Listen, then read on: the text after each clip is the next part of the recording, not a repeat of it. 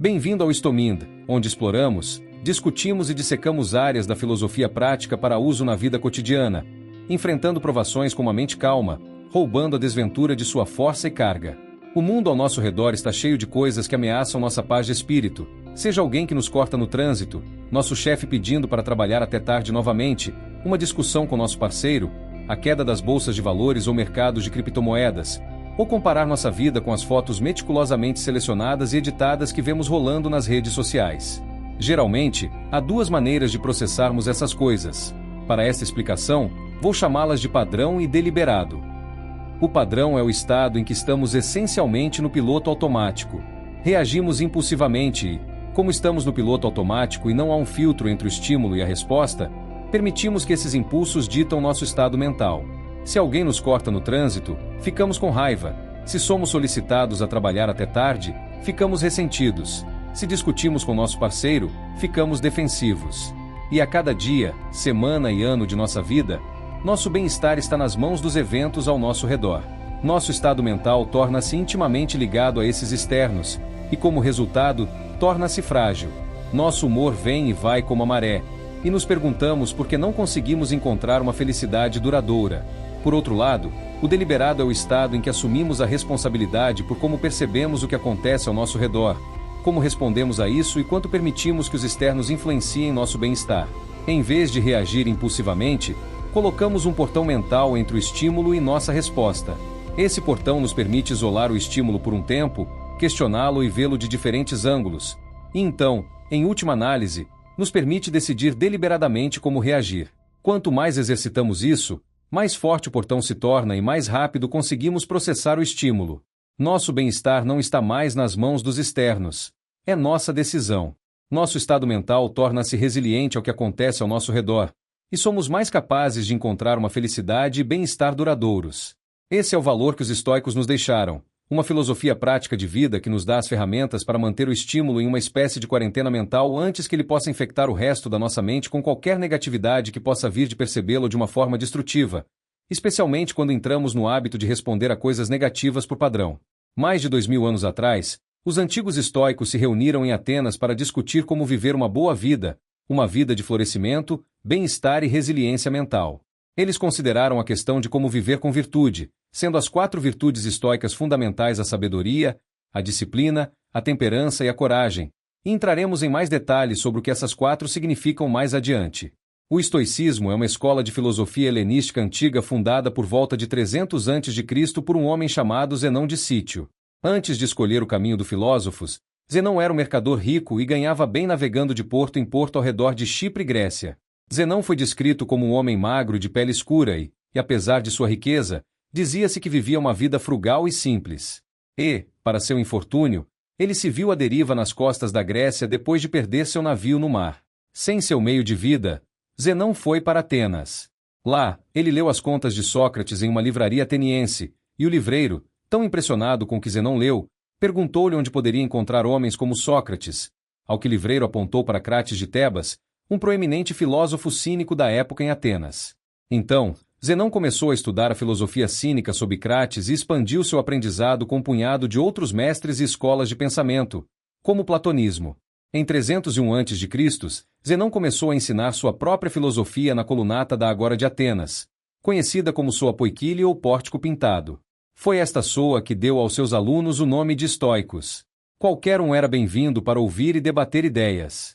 A filosofia de Zenão preocupava-se em encontrar maneiras de viver a melhor vida possível, uma vida que, ao viver de acordo com a natureza, levasse à felicidade, ao bem-estar, à virtude livre de sofrimento desnecessário. Observarei que estar livre de sofrimento desnecessário não é o mesmo que estar livre de todo sofrimento, é simplesmente não sofrer mais do que o necessário. Então, o que os estoicos acreditavam e como eles buscavam a felicidade e o bem-estar, ou o que chamavam de eudaimonia? A filosofia estoica é uma questão de praticidade, uma caixa de ferramentas que todos nós podemos usar na vida cotidiana e foca em uma questão: como podemos encontrar um caminho para a felicidade? Na Grécia e Roma antigas, o estoicismo era filosofia para homens e mulheres comuns, não apenas para aristocratas educados ou filósofos isolados em suas salas de livros ou sábios silenciosos em suas montanhas. Era praticado desde imperadores até soldados e era aplicável a ambos. Para os estoicos, O caminho prático para a eudaimonia está fundamentado em alguns princípios centrais.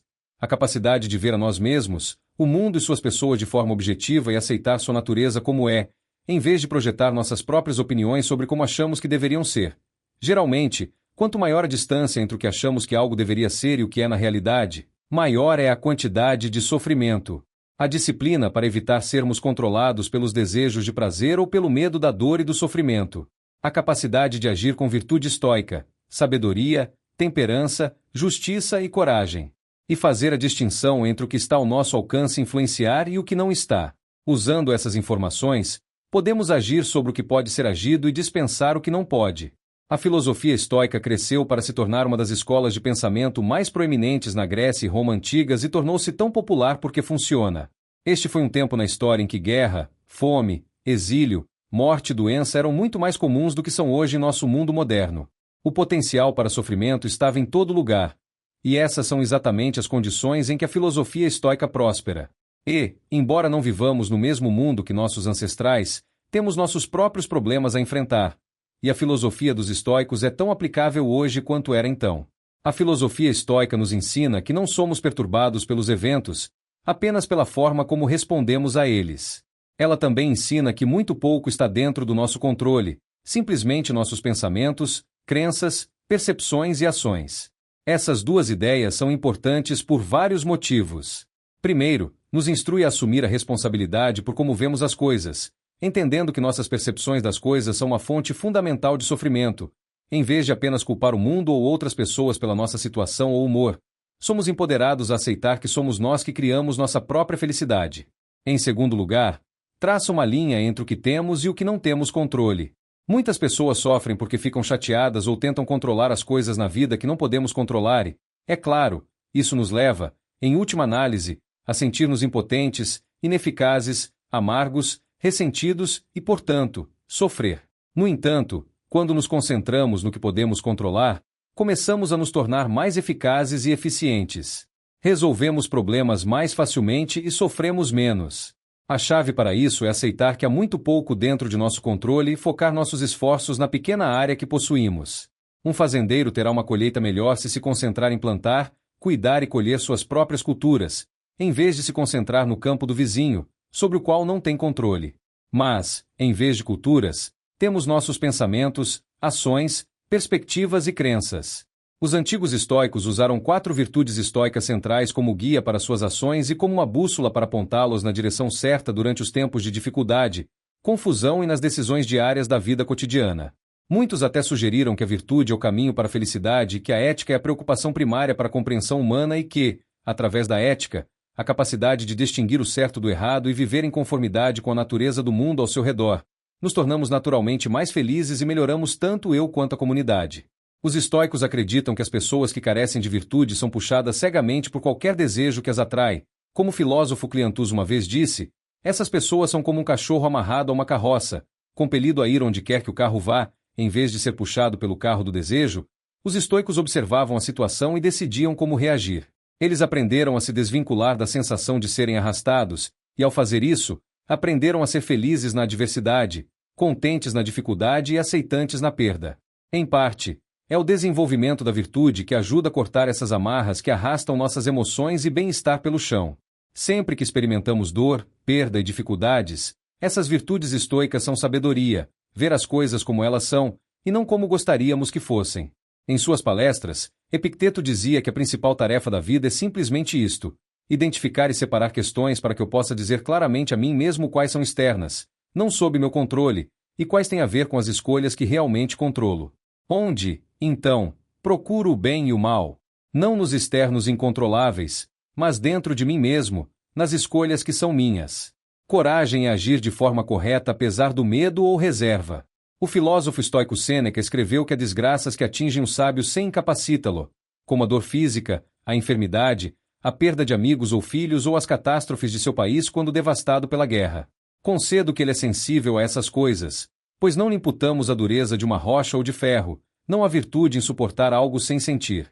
Justiça é agir de forma justa apesar das pressões contrárias. O imperador estoico Marco Aurélio escreveu sobre o compromisso com a justiça em seus próprios atos, o que significa pensamentos e ações que resultam no bem comum, o que você nasceu para fazer. Temperança é agir com disciplina e autocontrole apesar das tentações da paixão e da ganância. Marco Aurélio também escreveu: se você busca tranquilidade, faça menos ou, mais precisamente, faça o essencial, o que o logos de um ser social exige, e da maneira adequada, o que traz uma dupla satisfação. Fazer menos melhor, porque a maior parte do que dizemos e fazemos não é essencial. Se você puder eliminá-lo, terá mais tempo e mais tranquilidade. Pergunte-se a cada momento: isso é necessário? Enquanto os estoicos usam essas virtudes para orientar suas ações e comportamentos, elas são inúteis se não conseguirmos desenvolver o espaço mental para usá-las. Se estivermos consumidos por nossos sentimentos inconscientes no momento, não conseguiremos nos tornar conscientes e decidir como reagir. Simplificando, se permanecermos como o cachorro sendo puxado pelo carro, sempre iremos para onde o carro vai e nunca para onde gostaríamos de ir. O autor de Em Busca de Sentido, Victor Frankl, escreveu sobre estímulo e resposta, e disse que entre estímulo e resposta há um espaço, e nesse espaço reside nosso crescimento e nossa liberdade. Precisamos aprender a criar esse espaço e, quando nos encontrarmos nele, seremos capazes de decidir como reagir a uma situação, em vez de deixar nosso inconsciente reagir por nós. Independentemente de querermos viver em alinhamento com as virtudes estoicas ou refletir outras virtudes que escolhemos para nós mesmos, se nosso objetivo é viver de forma deliberada e nos desvincular do comportamento impulsivo e dos julgamentos precipitados, aprender a encontrar esse espaço é essencial. Para ser capaz de prejudicar ou impedir você, você não culpará ninguém e não terá inimigos. Se você deseja ter paz e contentamento, libere seu apego a todas as coisas fora do seu controle. Esse é o caminho para a liberdade e a felicidade. Se você deseja não apenas paz e contentamento, mas também poder e riqueza, pode perder o primeiro em busca do segundo e acabará perdendo sua liberdade e felicidade ao longo do caminho. O imperador romano Marcus Aurelius também escreveu sobre conceitos semelhantes em seu diário. Ele escreveu: você tem poder sobre sua mente, não sobre eventos externos. Perceba isso e você encontrará força. Então, como podemos aproveitar essa prática estoica e transformá-la em um hábito diário para aumentar nossa felicidade e resiliência? Para mim, um bom e importante primeiro passo é treinar nossa mente para rapidamente classificar as coisas ao nosso redor e dentro de nós em uma de duas categorias: essencialmente dentro do nosso controle ou fora do nosso controle. E então, algo muito mais fácil de se dizer do que fazer, temos que aprender a aceitar as coisas que estão fora do nosso controle como elas são e, ao mesmo tempo, assumir total responsabilidade por tudo que está dentro do nosso controle. Essas duas coisas são importantes porque, quando erramos, sofremos, e normalmente sofremos de uma das duas maneiras. A primeira forma de sofrimento é tentar controlar coisas na vida sobre as quais não temos influência, como outras pessoas, suas crenças, pensamentos, ações e valores, o clima, o trânsito, a economia, a política, o tempo e muitas outras coisas. Obviamente, quando tentamos controlar o incontrolável, estamos empenhando esforço em um empreendimento sobre o qual não temos alavancagem.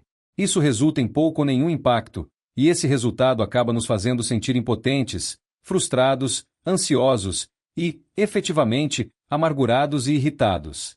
Em resumo, sofremos. Ninguém gosta de investir esforço em algo e não obter nada em troca ou, pior ainda, investir esforço em algo e obter o completo oposto do que desejamos.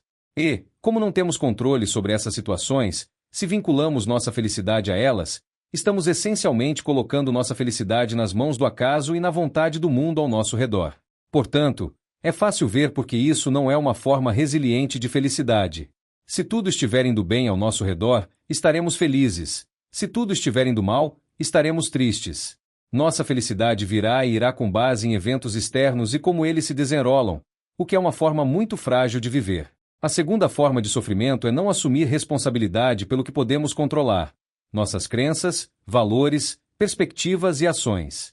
Quando não assumimos responsabilidade por essas coisas, e em vez disso, culpamos o mundo ou outras pessoas por coisas como nossas ações, estamos essencialmente dizendo que não temos autonomia sobre o que fazemos e quem somos. Esta é uma mentalidade muito impotente e, ao longo do tempo, a usará até nos desgastar. As pessoas presas aqui costumam reclamar, murmurar, apontar dedos, se queixar e criar uma mentalidade de vitimização, porque o mundo está sempre agindo sobre elas, e ao responder ao mundo que age sobre elas, culpam o que acontece no mundo por suas respostas. Este não é um lugar saudável para estar, porque se acreditamos que não temos controle sobre nossas ações, perspectivas, valores e crenças, não há nada que possamos fazer para sair da situação em que estamos. Apenas temos que esperar até que o mundo ao nosso redor faça algo que crie um resultado em nós com o qual estamos felizes, e novamente, é provavelmente fácil ver que essa forma de viver não produz uma felicidade duradoura e resiliente, porque tudo ainda está à mercê do mundo ao nosso redor. Nosso bem-estar está atrelado a externos, em vez de ser nossa responsabilidade cultivá-lo. A dicotomia estoica do controle nos ajuda a mudar nossa perspectiva sobre essas coisas de duas maneiras importantes. Quando conseguimos determinar o que está fora do nosso controle, não perdemos mais tempo e energia tentando mudá-lo. Vemos isso pelo que é. Aceitamos e seguimos para o que podemos controlar. Quando conseguimos determinar o que está dentro do nosso controle, podemos focar nosso tempo e energia aqui, assumindo responsabilidade e tomando ações nessas áreas para avançar. Epicteto também disse: faça o melhor uso do que está em seu poder e aceite o resto como acontece. E tudo isso é bem e bom entender logicamente, mas leva prática e requer esforço deliberado para começar a construir esses caminhos mentais. Mas, se você persistir, em breve separar essas coisas em duas categorias diferentes se tornará uma segunda natureza, e você verá naturalmente esses dois caminhos e os usará para determinar como agir diante dos eventos ao seu redor. E para deixar você com alguns pensamentos finais, em seu livro Um Guia para a Vida Boa, William Irvine explora este assunto do controle e descreve o seguinte: lembre-se de que as coisas sobre as quais temos controle total são os objetivos que estabelecemos para nós mesmos. Acho que, quando um estoico se preocupa com as coisas sobre as quais ele tem algum, mas não controle total, como ganhar uma partida de tênis, ele será muito cuidadoso com os objetivos que estabelece para si mesmo. Em particular, ele será cuidadoso para estabelecer objetivos internos, em vez de externos. Assim, seu objetivo ao jogar tênis não será ganhar a partida, algo externo sobre o qual ele tem apenas controle parcial, mas jogar da melhor forma possível na partida, algo interno sobre o qual ele tem controle total. Ao escolher esse objetivo, ele se poupará da frustração ou decepção caso perca a partida, já que não era seu objetivo ganhar a partida. Ele não teria falhado em atingir seu objetivo, desde que tenha jogado o melhor que pode. Sua tranquilidade não será perturbada. Irvine também escreveu que os estoicos recomendariam, por exemplo, que eu me preocupasse com o fato de minha esposa me ama, mesmo que isso seja algo sobre o qual eu tenha algum, mas não controle total. Mas quando me preocupo com isso, meu objetivo não deve ser o objetivo externo de fazer com que ela me ame. Não importa o quanto eu tente, eu poderia falhar em alcançar esse objetivo e ficaria bastante chateado como resultado. Em vez disso, meu objetivo deve ser um objetivo interno de me comportar da melhor forma possível de maneira amorosa. Da mesma forma, meu objetivo em relação ao meu chefe deve ser fazer meu trabalho da melhor forma possível. Esses objetivos eu posso alcançar, não importa como minha esposa e meu chefe reagem posteriormente aos meus esforços. Ao internalizar seus objetivos na vida diária, o estoico é capaz de preservar sua tranquilidade enquanto lida com coisas sobre as quais ele tem apenas controle parcial. Mudando para outro filósofo, no relato de Platão sobre a morte de Sócrates, o filósofo mais famoso de Atenas, Sócrates, enfrentou a morte com uma calma indiferença, e suas últimas palavras teriam sido ditas a um amigo próximo sobre pagar uma dívida de galinhas. Platão argumenta que o estudo da filosofia não é sobre mais nada além de morrer. É um caminho para encontrar uma forma de viver e uma maneira de pensar sobre a vida que, em última análise, nos permite enfrentar a morte com calma e graça. O conceito de memento mori não está apenas na filosofia ocidental, mas também ecoa na filosofia oriental. Tenho certeza de que todos nós já ouvimos falar dos samurais. Quando éramos crianças, provavelmente queríamos ser um ou, pelo menos, em algum momento fingimos ser um. Os samurais usavam a morte como uma prática mental para aproveitar a vida, conquistar o medo e, em última análise, se tornarem melhores guerreiros. O caminho do samurai é a prática matinal da morte, considerando se será aqui ou ali, imaginando a forma mais digna de morrer e colocando a mente firmemente na morte. Embora isso possa ser uma coisa difícil de fazer, se alguém o fizer, pode ser feito. Não há nada que se deva supor que não possa ser feito. Há uma comparação que pode ser feita entre a vida humana e as flores de cerejeira japonesas. No Japão, a flor de cerejeira tornou-se parte da cultura, e as flores rosa-brancas podem ser seguidas pelo país à medida que a floração se move com a mudança de temperatura. Grande parte do que torna a flor bela é que ela dura apenas um curto período de tempo. Da mesma forma, o prazer na vida torna-se mais profundo porque é passageiro. Os budistas do Tibete têm uma prática chamada os 4 pensamentos que mudam a mente. Um desses pensamentos é a contemplação da morte e da nossa impermanência. Consiste no seguinte: todas as coisas feitas de outras coisas são impermanentes. O corpo humano é uma coisa feita de outras coisas, portanto, a morte do corpo é certa. O momento da morte é incerto e está além do nosso controle. É muito fácil ver um paralelo entre o budismo e o estoicismo, mas essa ideia budista foi projetada especificamente para a contemplação diária. Foi feita para prevenir a tendência humana natural de se comportar como se tivéssemos todo o tempo do mundo. Este ensinamento central do budismo é chamado Marasanati ou consciência da morte e é considerado uma parte fundamental para viver uma vida melhor. Esta é uma ferramenta que todos podemos usar no dia a dia. Tudo isso nos ajuda a perceber o quão curto é realmente o nosso tempo e, ao fazer isso, ajuda a questionar se estamos aproveitando ao máximo o tempo que temos. Para finalizar com alguns pensamentos finais, para mim, Memento Mori é composto por uma certa quantidade de ordem e caos. Deixado por conta própria, a natureza humana é bastante caótica. Sem fazermos um esforço para parar isso, nossa mente começa a assumir o controle em lobos inconscientes, essencialmente nos colocando no piloto automático. E com o quão ocupado é o nosso dia moderno, é fácil para nossa mente sempre ter algo para pensar. Antes que percebamos, acordamos, tomamos café da manhã, vamos trabalhar, voltamos do trabalho, ligamos a TV e vamos para a cama. E nesse tempo, estamos majoritariamente no piloto automático, não estamos realmente presentes e tomamos muito do que está ao nosso redor como garantido. Esse caos inconsciente pode ser equilibrado com ordem quando tomamos o tempo para estarmos conscientes do que está ao nosso redor, estarmos conscientes do momento e sermos gratos, não apenas pelo tempo que temos, mas pelas pessoas e experiências que preenchem esse tempo e também sermos gratos por nós mesmos. Frequentemente somos muito duros conosco mesmos, ampliando nossos erros e afastando nossas conquistas. Mas o equilíbrio da gratidão, para mim, não é apenas sobre ser grato pelo que está ao nosso redor. É também ser grato por quem somos e pelo que passamos. Essa ordem nos ajuda a apreciar o que temos e evita que o piloto automático nos leve a tomar tudo como garantido. A vida pode ser caótica e frustrante às vezes. Todos nós já tivemos dias em que nos sentimos sobrecarregados com responsabilidades de trabalho, luto, dor e uma série de eventos externos que ameaçaram desestabilizar nossa paz de espírito. Aqui na Around Philosophy, produzimos vídeos toda semana especificamente para lidar com o desequilíbrio entre as fontes de sofrimento no mundo ao nosso redor e as ferramentas que nos são dadas para enfrentá-las. É ótimo ver a comunidade crescendo em torno desse objetivo, e se você acha que é algo que gostaria, sinta-se à vontade para se inscrever e se juntar a nós. Para isso, hoje estamos passando pelo princípio estoico do amor fati e a prática de mudar nossa percepção das coisas ao nosso redor, de resistência e sofrimento para aceitação, compreensão e, em última análise, amor. A antiga filosofia estoica contém uma série de práticas essenciais que ajudam o praticante a mudar a maneira como olha para a vida e, dessa forma, suas cargas são aliviadas, seu estresse é reduzido e, em muitos casos, eles passam por uma transformação das coisas que antes pensavam ser fontes de dor e dificuldade e as transformam em fontes de força e compreensão. Vamos abordar exatamente o que amor fati significa e examinar especificamente como você pode usá-lo em sua vida cotidiana para ajudar a equilibrar, desenvolver e manter seu bem-estar mental. Sócrates uma vez disse que somos os cuidadores de nossa alma e espero que hoje você leve algumas ferramentas para se tornar exatamente isso. Primeiro de tudo, se amor fati é aprender a amar o destino, o que exatamente queremos dizer quando dizemos destino? Para ser honesto, isso pode ser interpretado de muitas maneiras diferentes. Para mim pessoalmente, uma definição prática de destino neste contexto é simplesmente o desenrolar de tudo o que aconteceu, o que está acontecendo e o que ainda acontecerá.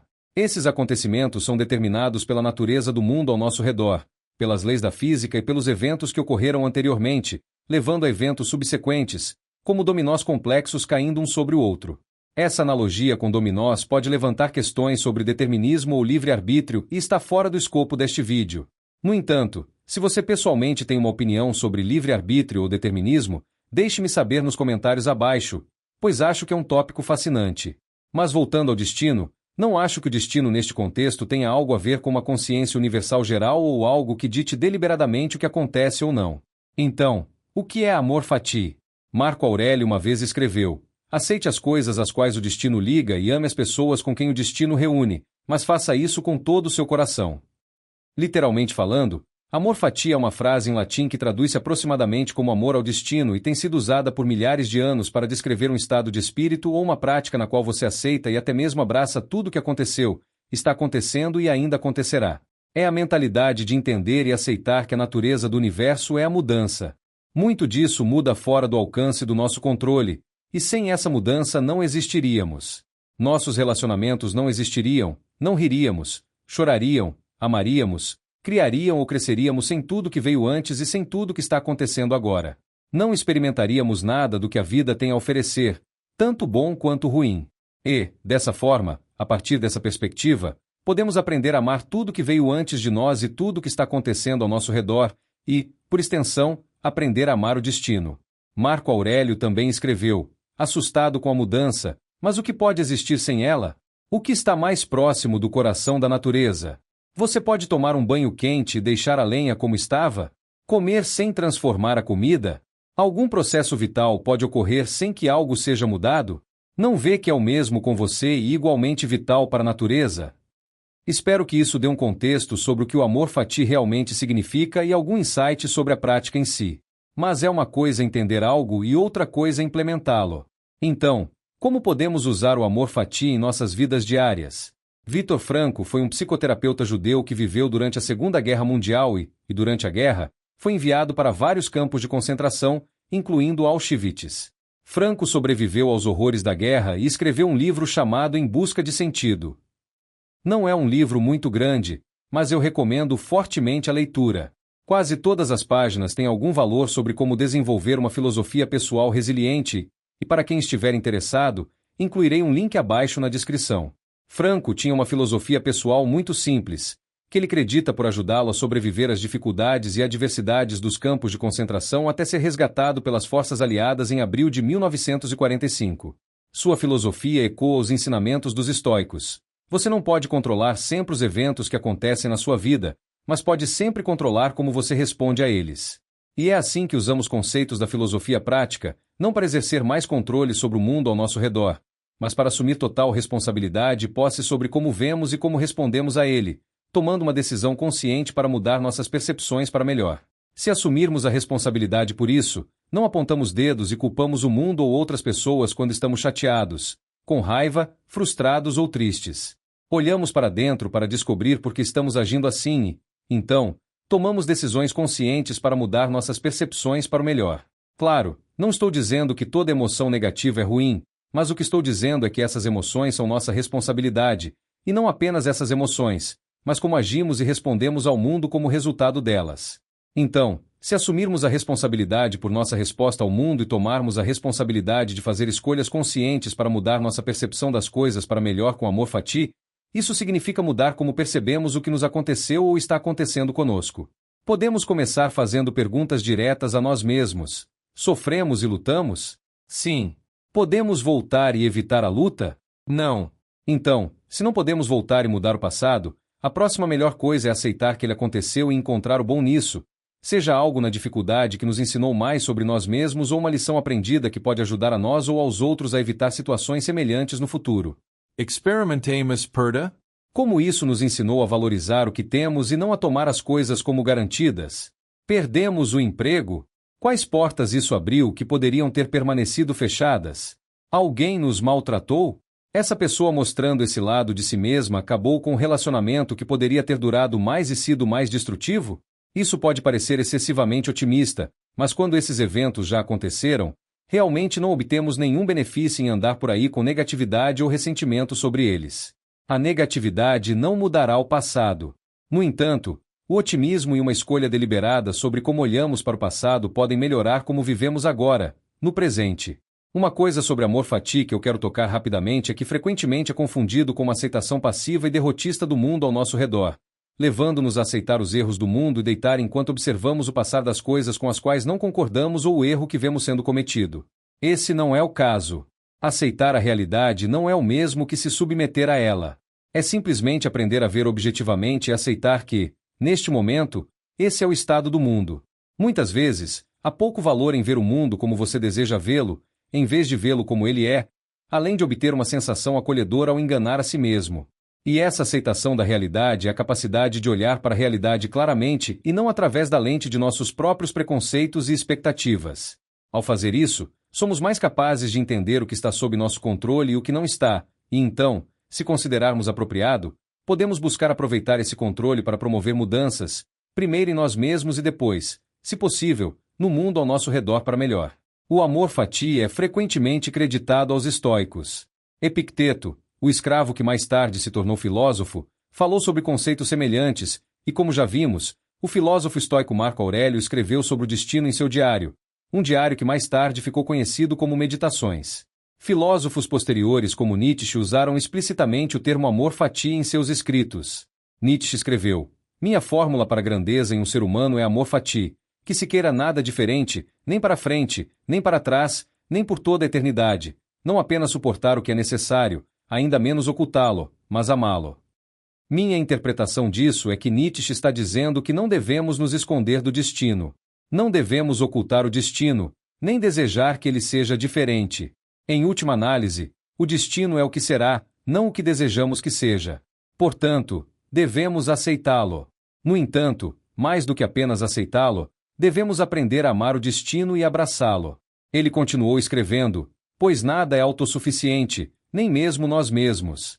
Sabendo disso, se nossa alma treme com felicidade e soa como uma corda de harpa, foi necessária toda a eternidade para produzir esse único evento. E nesse único momento de afirmação, toda a eternidade foi chamada de boa, redimida, justificada e afirmada.